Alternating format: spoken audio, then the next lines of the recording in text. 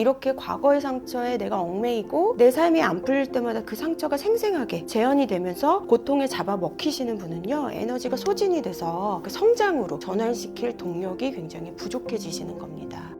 네, 오늘 제가 궁금한 게요. 어린 시절 부모에게 사랑받지 못한 사람들이 어른이 돼서 나타나는 특징이라고 할 만한 건 어떤 게 있을까요? 특성이라고 한다면 이분들은 과거로 돌아가는 레퍼토리라고 하잖아요. 그런 부분을 좀 가지고 계세요. 그래서 우리가 항상 삶이라는 게 평탄할 수가 없습니다. 예기치 않게 어려움도 생기고 고난도 겪게 되고 시련도 겪고, 그럴 때마다 우리에게 중요한 거는요, 우리의 외부 상황을 막을 수가 없잖아요. 그렇기 때문에 최대한 내가 회복력을 갖춰서 이걸 잘 얼마나 지혜롭게 이겨내느냐, 이게 한 사람의 인생을 결정한다고 저는 생각을 하는데, 이렇게 과거의 상처가 있으신 분들은요, 내 삶이 안 좋은 상황에 처해 있을 때 그 상처만을 치유하기 위해 에너지를 쏟아도 부족한데 과거의 상처를 끌어옵니다. 그래서 그 과거의 고통과 현재 문제된 상황이 융합을 해서요, 이분은 더 큰 어려움을 겪게 되시는 거예요. 이로 인해서 내가 지금 현재에서 회복할 길, 내가 지금 현재에서 뭔가 내 자신을 일으켜 세울 그런 에너지가 부족하시게 됩니다. 한마디로 회복력이 좀 줄어드시게 되고요. 우리가 소위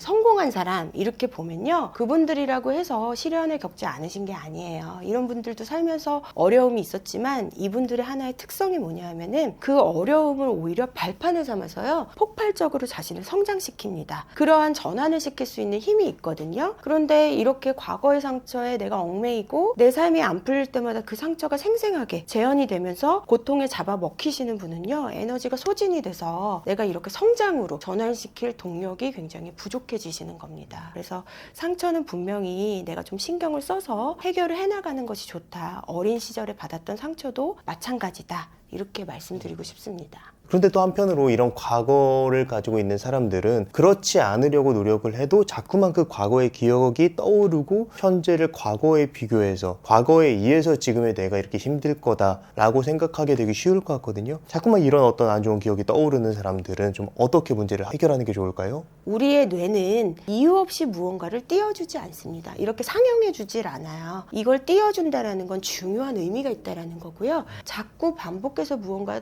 떠오른다 하면은 그렇지 않은 분보다는 훨씬 더 이분이 그 상처에 접근할 수가 있는 거예요. 정말 심한 억압을 하시는 분들은요, 전혀 떠오르지 않습니다. 그리고 자신의 상처를 부정하기 때문에 인식할 수도 없고요. 그런 게 더 문제가 됩니다. 그래서 떠오르게 되면은 오히려 내 뇌가 이런 얘기를 건네는 거일 수도 있어요. 이거 한번 봐봐. 이거 진짜 문제가 되고 있으니까 우리 한번 치료해보자. 여기 약도 바르고 밴드도 붙이고 우리 이걸 한번 해결해보자. 그런데 내가 도망 다니거든요. 그러니까 자꾸 떠오르는 거야. 자꾸 이 사람을 괴롭히려는 게 아니고 내 뇌가 나를 괴롭히려고, 고통을 주려고 힘든 기억을 자꾸 이렇게 되살리는 게 아니고, 이거를 사실은 해결을 해야 돼. 이 얘기를 하는 거일 수 있다는 거. 나를 고통 주기 위함이 아니거든요. 그런데 문제는 힘든 기억은요, 좋은 기억이 아니잖아요. 우리가 고통스러워요. 기억만 딱 떠오르면 내가 바라볼 텐데요, 고통이 같이 오기 때문에 우리는 반사적인 반응을 하게 되거든요. 반사적으로 딱 고통이 느껴지면요, 우리는 도망가고 싶어요. 아니면 눌러버리고 싶어요. 이거를 부정해버리고 싶어요. 그러면 이 고통을 얼마나 잘 다루느냐, 이게 치유의 핵심일 수 있습니다. 그래서 저는 이 고통을 어떻게 다루느냐에서 감정을 한 걸음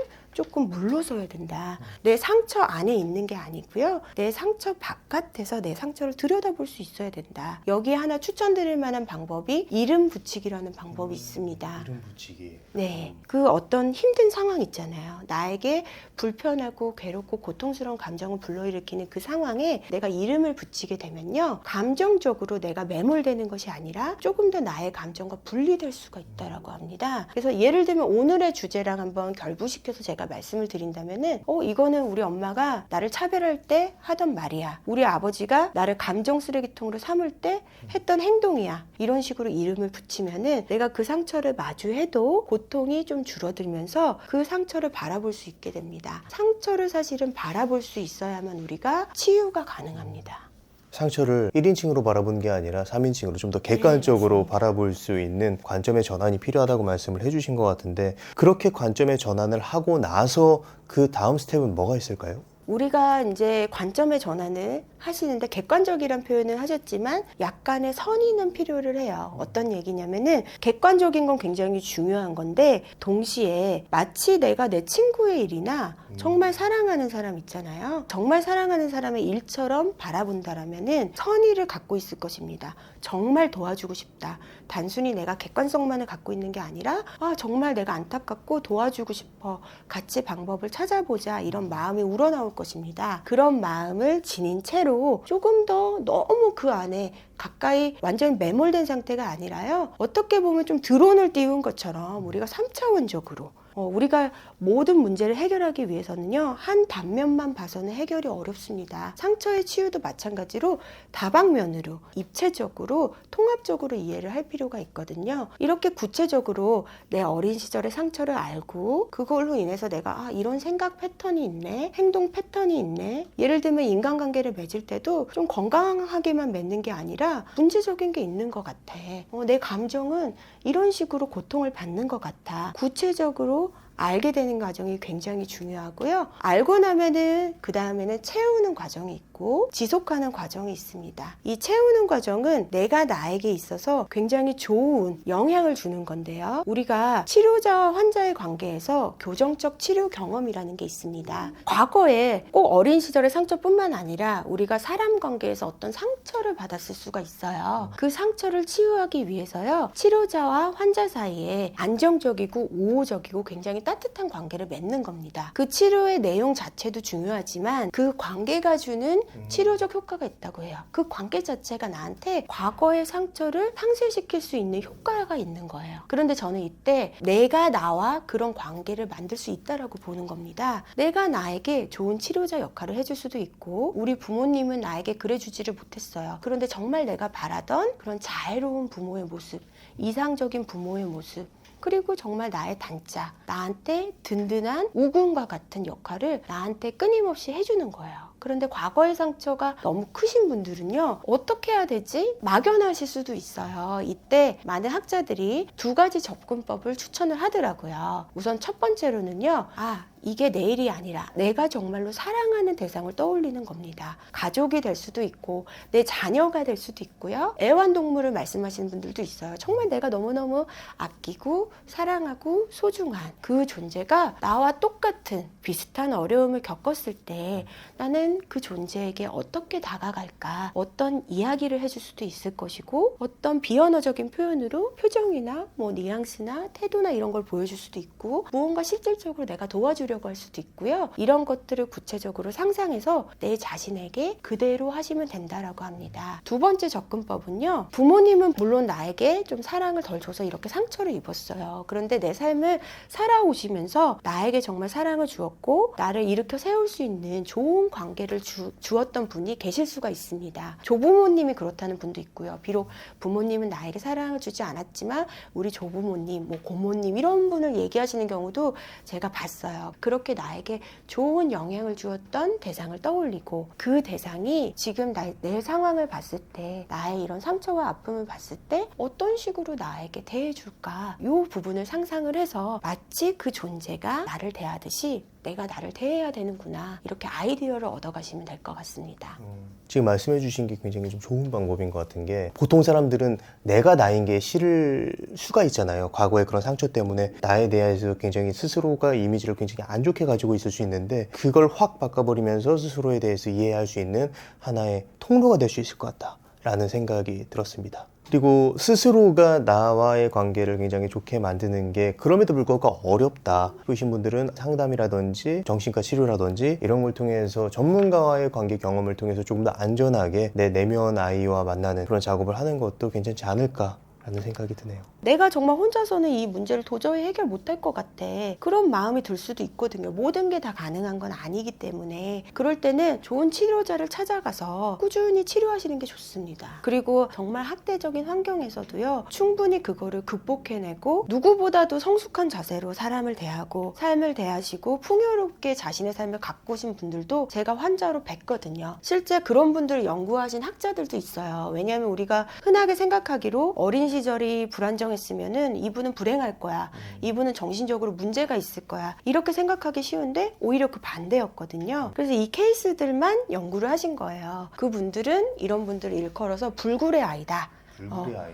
불굴의 의지다 이렇게 표현을 하시고, 불굴의 아이의 대표적인 사례로요, 에곤 실레라는 화가가 있습니다. 이분이 스페인 독감으로 26회를 사시고 요절을 하신 천재화가로 유명하게 알려져 있잖아요. 이분은 300점이나 되는 자화상을 완성을 했어요. 굉장히 생애가 짧으신데요, 자화상 작업에 완전 폭발적으로 몰두하셨다라고 이렇게 평가받는 화가거든요. 그런데 이분이요, 양육 환경이 굉장히 불행했습니다. 아버지 같은 경우에는 신경매독으로요, 광기 어린 그런 행동들을 어린 에곤 실레 앞에서 많이 했고, 또 그 병으로 인해 일찍 돌아가셨어요. 어머니는 우울증이 깊어서 에곤 실레에게 전혀 사랑을 주지 못했습니다. 그런데 에곤 실레는 결국 자신을 치유해내고요, 어머니를 용서한 것으로 알려져 있습니다. 에곤 실레의 초기 작품을 보면요, 어머니가 정말 기괴하게 묘사가 돼 있어요. 이미 죽은 사람이라고 그려지거나 괴물로 묘사가 되거나요, 그 그림을 보면 정말 절망스럽고 공포스럽고 어린 에곤 실레가 느꼈을 법한 그런 심정이 그림에 담겨져 있어요. 분노도 담겨 있고요. 그런데 이분이 어머니를 용서하고 후기의 작품을 보면은 가장 대표적인 작품이 화가의 어머니라는 그 작품인데요. 그 그림을 보시면요, 우리가 그냥 흔하게 볼 수 있는 중년 여인, 노년 여인의 모습이에요. 한편으로는 좀 애처롭기도 하고요, 연민심이 들기도 하는 그런 모습으로 그려져 있거든요. 이렇게 그림의 변화만 봐도 이분이 자신을 치유했다라는 걸 우리가 알 수 있는데요. 어떻게 그것이 가능했냐면요, 자화상을 통해서 가능했다고 합니다. 자화상이라는 거는요, 캔버스 위에 그대로의 상처를, 내면을 드러내는 거잖아요. 이 작업을 계속 폭발적으로 반복하시면서 자신을 치유했다고 해요. 제가 아까 말씀드리기로도 자신을 안다라는 게 굉장히 중요한 치료다라고 말씀을 드렸잖아요. 그럼 우리는 에곤 실레처럼 그림을 그릴 수는 없습니다. 대신에 제가 할 수 있는 방법으로 두 가지를 추천을 드릴 텐데요. 첫 번째로는 글을 쓰는 겁니다. 글은 우리가 누구나 쓸 수 있잖아요. 에곤 실레가 그림을 그려냈듯이 내 머릿속에 자꾸 무언가 괴롭히는 생각, 뭔가 고통스러운 감정들을요, 글로 표현하면 우리가 한 걸음 물러서서 바라볼 수가 있습니다. 보다 구체적으로 바라볼 수가 있게 돼요. 텍스트로 선명하게 표현이 되니까요. 이 글쓰기 작업을 한 번으로 끝내시진 마시고 마치 일기 쓰듯이 내가 내 자신에 대해서 지속적으로 써나가신다면요, 내 자신을 알아가고 나를 치유하는 그 첫 단계를 치료자와 같이 하셔도 좋지만 혼자서 할 수 있는 방법으로 추천을 드리고요. 두 번째로는 마음 챙김이라는 게 있어요. 마음 챙김의 가장 대표적인 게 우리가 호흡 감각에 집중하는 그 작업이거든요. 우리의 뇌는요, 과거와 미래로 향해 있습니다. 이게 진화적으로 유리하기 때문에 그렇게 설계가 돼 있어요. 누구나. 오늘의 주제와 결부시켜 본다면요, 과거로 가 있으신 거죠. 과거의 상처에 내 의식이 너무나 매몰돼 있으신 거예요. 그런데 마음챙김 수련이라는 것은요, 과거와 미래에서 지금 여기 현재로요, 그 의식을 끌어다 오는 겁니다. 하나의 뇌의 훈련이라고 할 수가 있어요. 끌어다 오고, 이것도 반복을 하셔야 돼요. 계속 끌어다 오다 보면요, 내가 내 의식을 조절할 수 있게 되는 힘이 키워집니다. 그래서 과거의 상처가 나를 찾아왔을 때도